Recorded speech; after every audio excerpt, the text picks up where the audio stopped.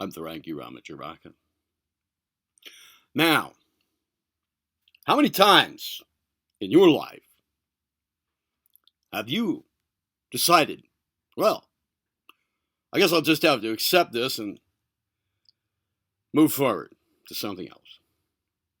When this, in accept this, means something that just doesn't seem right, something that just doesn't add up.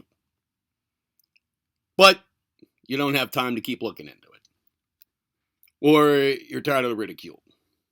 So you move forward. Now, how many times did you do that as a kid? Things that you were told. I know I looked up at the night sky and I wondered things like, why do all the stars look the same distance away? Why, if the earth is turning,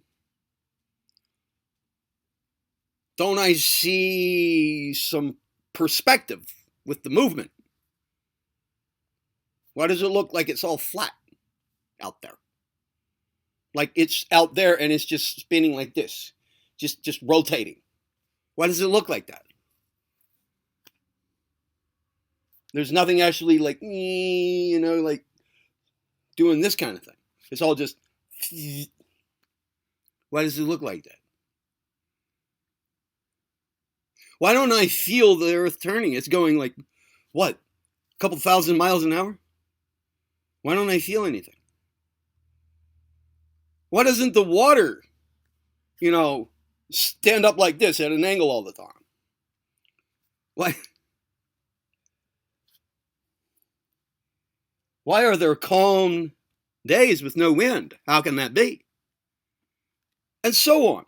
Why, when I jump up in the air, if I jump up in the air like 300 feet straight up, why do I land on the same spot? If the earth's turning that fast and it's easy to move through the air, why isn't there slippage? What's going on? None of this stuff made any sense. I didn't see any evidence of the earth turning or anything. If the earth turning, I didn't feel any evidence. And on and on. The explanations I've been given still don't make sense to me. Why, during the last eclipse, that one last August in 2017? Why did the shadow cast by the moon go across the United States in the wrong direction? I think it did. I mean, if what we're told about the movement of the sun and the earth, the earth and the moon is true, then the shadow went across the United States the wrong direction, as I recall. Why? At some point, or at a lot of points, I've been lied to. And I've had to think to myself, well, I guess I'll just accept this for now and move on.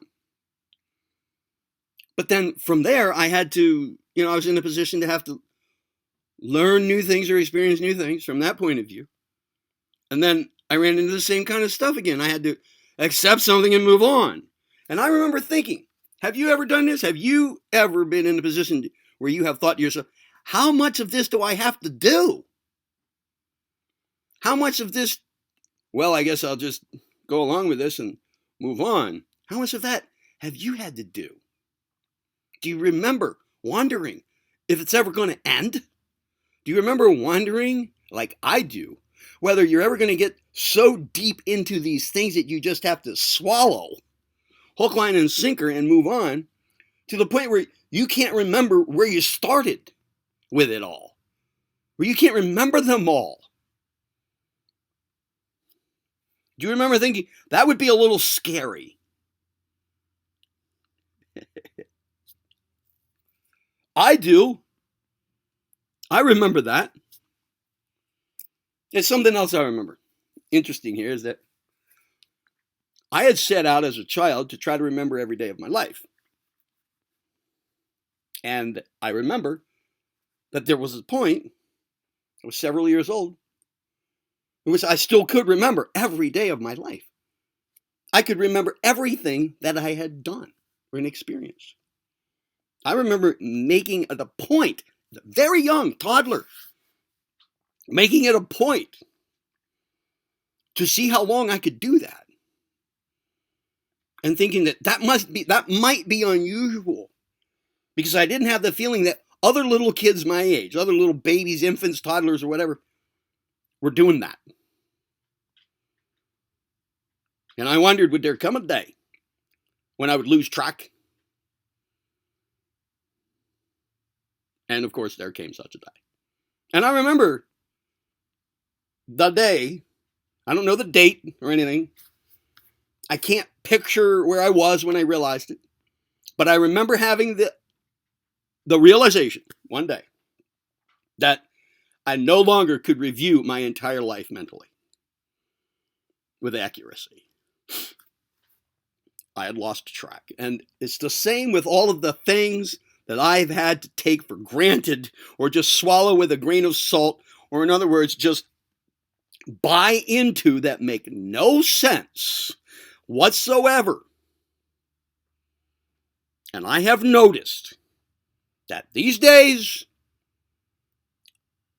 when somebody wants to point out how they like to rely on the testimony of the senses, they'll believe it when they see it. Interesting that some such same people will tell you that clearly we all know that the earth rotates and goes around the sun, but they can't see that. It's not what they see. It's what they think they see, but it's not what they see. And yet, then somebody else says, hey, but wait, you can't believe the testimony of your senses? Let me tell you a little something here. Person A, who wants to rely on the testimony of his senses.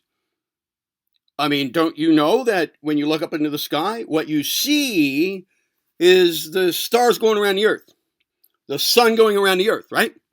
Right. Okay, but you know that's not true. Right. Oh, okay, I get what you mean. Yeah, can't trust the senses. Okay, well, I guess I can't trust the senses anymore. I won't believe the testimony of my senses. Since you gave me that as an example, yeah. But wait, put on the brakes. No, it's not the case that we all know that the earth is really going around the sun. I don't know that. No, I don't.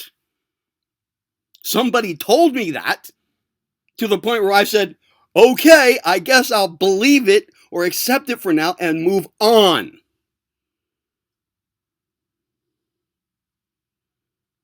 And then for that to come around and be used as proof that I can't believe my senses? Whoa, hang on, put the brakes on there. It sounds like a little bit of a circular argument to me. Now, I'm not arguing for or against the senses. What I'm talking about here is how much have you compromised, how much of your intelligence have you compromised? How much of your self-reliance have you compromised in order to be a mental slave?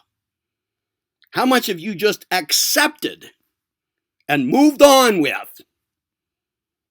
In other words, how much probable bullshit are you sunk into? Can you even remember how much of it? What size bullshit wading boots you had to put on through your life? Can you even recall having wondered about it at any point? Every time, as you were growing up, especially, when you just looked at adults or whoever was feeding you whatever they were feeding you intellectually, and just went, huh, okay.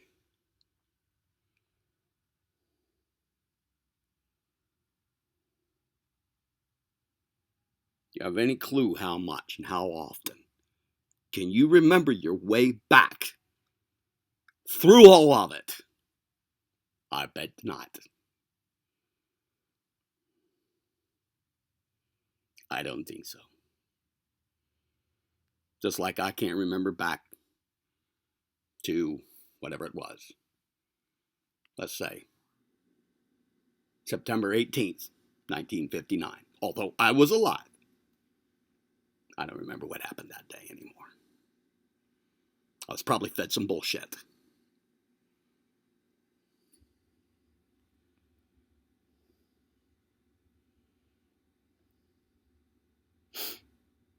Well, I know that these days, somebody 1 year old is being taken outside and shown chemtrails, and somebody's saying, look at those pretty clouds.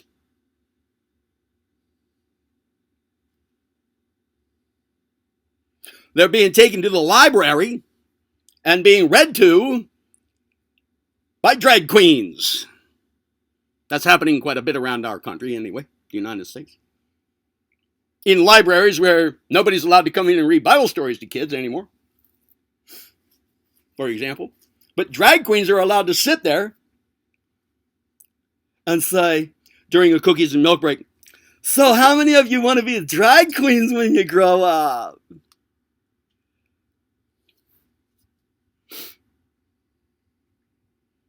And you know, children, there is no difference between masculinity and femininity, except that masculinity is toxic.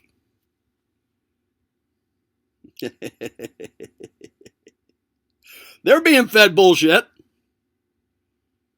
Are they going to remember that they maybe went, I think I'll just have to buy into this for now and move on 10 years from now? If it was the only thing they had to buy into and move on from, they might remember it. Yeah, but no. It's going to be covered up by layers upon layers of more bullshit.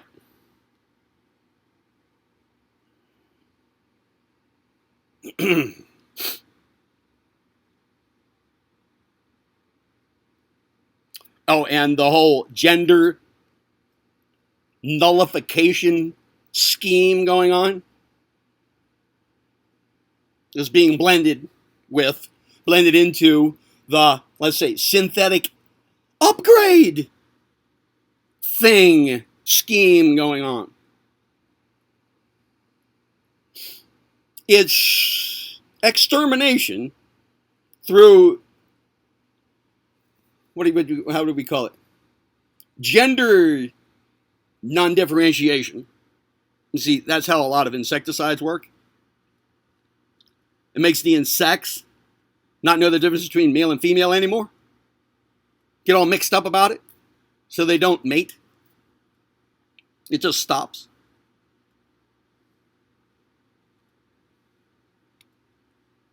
You can argue all you want about the little moral effects and whether it's right or wrong to have, 3-year-olds requesting sex changes.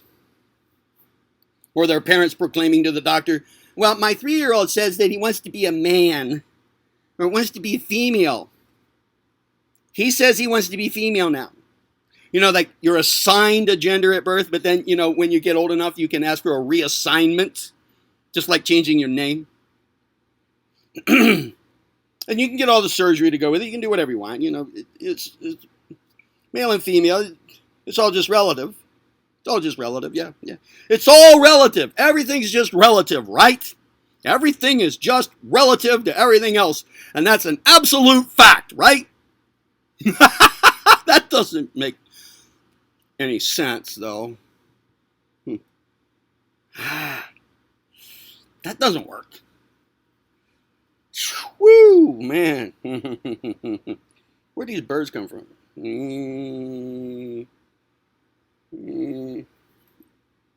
What kind of birds are they? Little jaybird. Little jaybird. Hi, jaybird. Woo. Whoa. Went for my eyes. Gonna peck my eyes out. Well, Agenda 21 and working towards transhumanism at the same time. That makes sense. You see, the two go hand in hand. kill people off, let them die out, work toward a brave new world order, right, in which sex is only for recreation, no more procreation, whatever is left of sex with the transhumanist type creatures that are around then, right? Manufactured humans, in other words. And among them, maybe sex is only for recreation, not procreation at all. Procreation is vile and dirty. Natural birthing is illegal. What kind of personal evolvement can that kind of individual, whatever that is, engage in at that time, by then? I don't know. Still caught up in the so-called soul recycling. These bodies die off because they're not working right for the New World Order. We actually have a brain that can ask things like, how much bullshit have I swallowed? Into new manufactured containers, physical containers next time around. That's what they are. Physical containers for slavery. Slavery containers. Slavenators.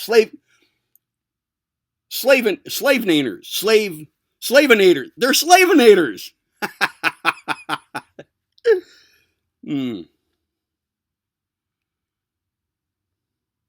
I don't want to be in some future, possible future incarnation on this planet. I don't want to be involved in one at all.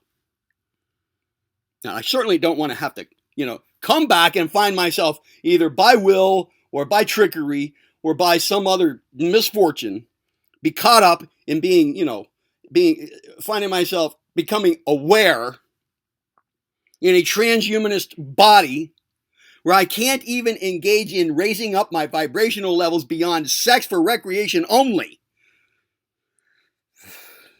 That's why I'm doing all I can to establish true selfhood this time around, right now, while I can, or while I at least believe that I can.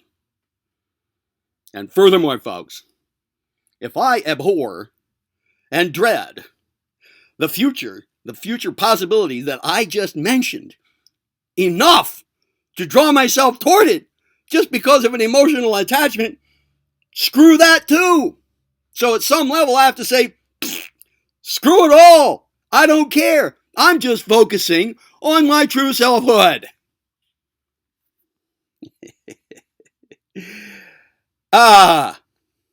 Remember, folks, you do draw yourself toward what you fear simply because it's really like telling yourself, I don't want that, a lot, And then the don't gets ignored by your subconscious mind and by the memes, the programs running in your mind.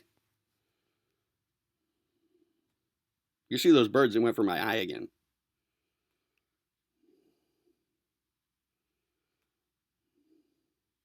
Well, there might be a pecking order on this planet. But in my conscious life, I am putting it deeply into my subconscious life to come back later into my conscious life. And when it comes to my sovereign self, I'm at the top of the pecking order. I am it.